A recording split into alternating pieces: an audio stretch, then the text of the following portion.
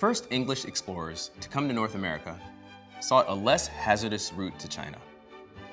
English merchants began exploring the North Atlantic Ocean for a new path to eastern markets in the 1480s.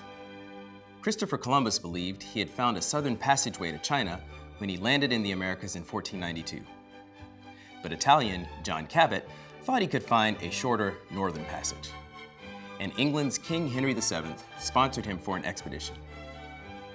CABOT departed in May 1497, landing in Newfoundland off the coast of present-day Canada a month later. Between 1501 and 1507, Henry VII authorized several more expeditions, but nothing came of them, and enthusiasm for such voyages dampened. Atlantic exploration remained a low priority for England well into the reign of Elizabeth I, who reigned from 1558 to 1603. Then, in 1576, Sir Humphrey Gilbert's book, A Discourse of Discovery, asserted that trade with American colonies would increase England's revenues while providing a place for unemployed Englishmen to work. In 1578, Elizabeth I gave Gilbert permission to sail to North America, claim any land not owned by Christians for England, and settle English citizens there. This was the first royal charter, or written grant of rights issued by a monarch for the creation of an English settlement in the colonies.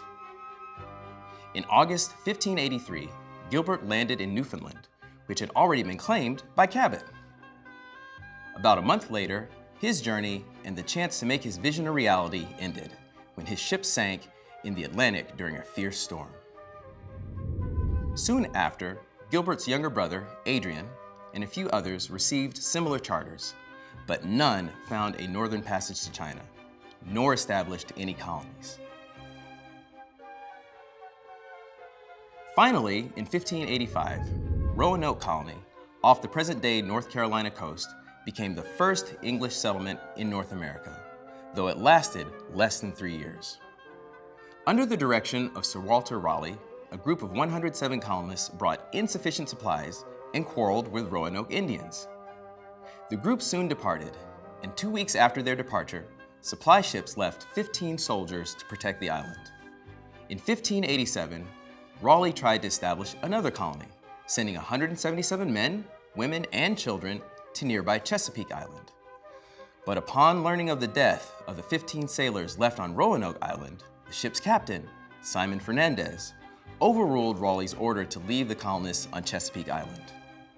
A member of the previous group, the governor of the second Roanoke colony, was John White.